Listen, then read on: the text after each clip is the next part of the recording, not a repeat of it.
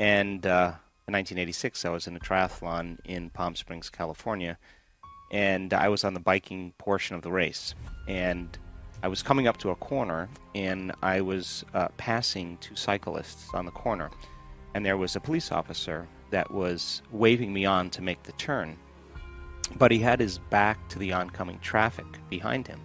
So as I passed these two bikers, a four-wheel drive vehicle going about 55 miles an hour hit me from behind on my bike and catapulted me out of my bike.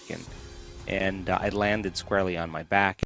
And when you land with that kind of force, the compression compresses the vertebrae in the spine. And so I wound up breaking 6 vertebrae in my spine, T8, T9, T10, T11, T12, and L1. And when I was laying there, I realized that it was pretty serious because I had a immediate physical change in my body, and I could feel the blood kind of pooling in my lungs. And so the neural arch of the 8th thoracic vertebrae was broken like a pretzel, and the volume of each vertebrae when it compresses goes somewhere, and it went back onto my spinal cord. So I had multiple compression fractures of my thoracic spine and upper lumbar spine. I had bone fragments on my cord, and I had the neural arch of T8 broken like a pretzel. And the typical treatment for this, after 4 opinions from 4 of the leading surgeons in Southern California, was this surgery called Harrington rod surgery. And they basically cut off the back parts of your vertebrae, and in my case it would be from the base of my neck to the base of my spine. And they drill in these stainless steel rods in an attempt to cantilever the spinal column off the spinal cord. And then they take bone fragments from your hip and they paste it over the top, and they hope for the best. And so the prognosis was, if I didn't get the surgery, I'd probably never walk again. And I think if it was anybody else, I saw those films and saw the radiographs and CAT scans, I probably, if it was somebody else, probably would have made that recommendation, but this was me. And I wasn't so quick to make that decision. And in 1986, it wasn't a good idea at the time to challenge your doctor. Well, there's a little bit more of an awareness around it, but in 1986, they thought I had hit my head. They thought I had post-traumatic stress disorder. They just couldn't understand that I wasn't so quick to sign on the dotted line. Anyway, I decided not to have the surgery, and I just had this thought, the power that made the body heals the body, and that's just how it happened. I think it was, part of my training and my understanding that there's an intelligence that gives us life, that keeps our heart beating and digesting our food. And when done properly, not only does it reduce pain and increase mobility, but a lot of times certain nerves that go to certain organs and tissues are released, and you have a pretty big change. So I was taking this to another level, and I studied yoga for years. I had my own yoga studio at the time, and I just believe that there's something within us that I could make contact with, that if I wasn't going anywhere, I wasn't doing anything, I was basically laying face down. And so I just said, look, I'm going to make contact with this intelligence, and I'm going to give it a plan. I'm going to give it a template. I'm going to design something. When I'm really complete with the design, I'm going to surrender my design to this greater mind and let it do the healing for me. Certainly I can't do it, but it probably knows how. And the other thing I thought was, I'm not going to let any thought slip by my awareness that I don't want to experience. And that sounds really easy from a philosophical standpoint, but when you're in crisis or trauma, or you're in a tough situation, I think we always focus on what we don't want to have happen instead of what we do want to have happen. So this was my challenge. It was 6 weeks of the dark night of the soul, because I realized I couldn't get my mind to do what I wanted it to do. Well, I wanted to reconstruct every single vertebrae. Like, I wanted to be present and show this intelligence exactly what I wanted. So I'd start off reconstructing the vertebrae, and then the next thing I know, I'd start thinking about, am I going to be in a wheelchair in a few months? Should I sell my home? Should I sell my practice? My mind was all over the place.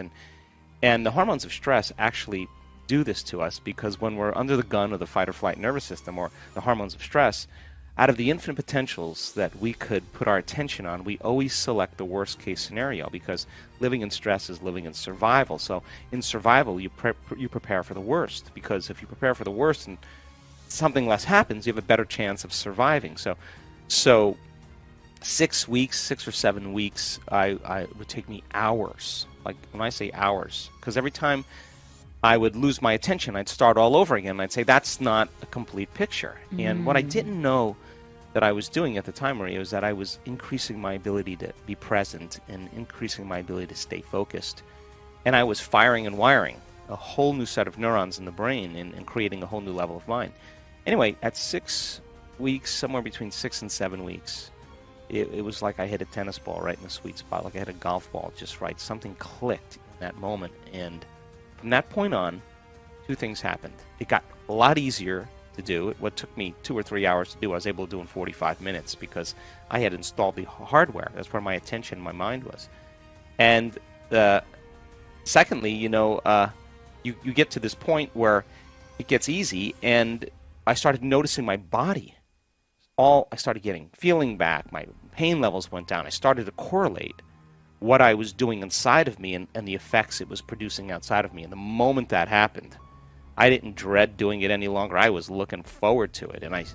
And in 10.5 weeks, I was back on my feet. And they wanted to cast me for this full body cast, and they casted me for it. I wore it like maybe 10 minutes and just wasn't. I knew I was healed. The main surgeon from Scripps Hospital in San Diego, he was the Marcus Welby. He was the medical director of the hospital. He was, elderly man, salt and pepper hair, very credible, published. He was the one that gave me the most trouble, challenged me the most, and because he kept saying to me, if you were my son, you would be on the operating table right now. And yeah, I had great conversation with him. He said, this is not normal. This is, congratulations. I don't know that I would still advise my patients to do this because it's a great risk. But it really opened his mind. And I remember we had a pretty good relationship after that because he respected that there was a strong element that mind was involved. And that I just made a deal with myself. If I was ever able to walk again, I'd spend the rest of my life studying the mind-body connection and mind over matter, and doing that since 1986. I wanted to get beyond my body. I wanted to get beyond my pain, and I don't know. I trusted my intuition, I guess, more than anything else. I never have back pain. I mean, I don't have any back pain in my body. I don't have any pain in my body, and I'm actually grateful that it happened, because I wouldn't be sitting here right now talking to you if it didn't. There was a moment after the fourth surgeon said to me, look, we don't have to put 12-inch stainless steel rods in your spine. We can put 8-inch stainless steel rods in your spine. We can leave them in for a year and then take them out and put 4-inch stainless steel rods in your spine. And I said to him, hey, doc, don't you think that would limit motion in my thoracic spine? And he said, what? You don't have any motion in your thoracic spine. Now, I was teaching martial arts and yoga at the time. I mean, I understand spinal biomechanics very well because of my training in chiropractic. And I just looked at him, and he was about 6'3" and probably 75 to 100 pounds overweight. And I just looked at him and I thought, my God, maybe you don't have any motion in your thoracic spine, but I have a hell of a lot more motion than you do. And then that was the moment I realized that my view was more vitalistic than mechanistic. It wasn't parts and broken things and pasting them and putting them back together, that there was an element of life force that I thought could assist in that healing. And to this day, I still believe that. I believe that it's not matter that is emitting a field. I think it's the field that creates matter. So when you change the field, you change matter, and the science behind that is very supportive. So my ability to articulate it, my research that I've done since then, and the studies that I've done in additional education has helped me to be able to put together a formula. And that formula, in this present time, is producing very dramatic changes in people's lives and in their health.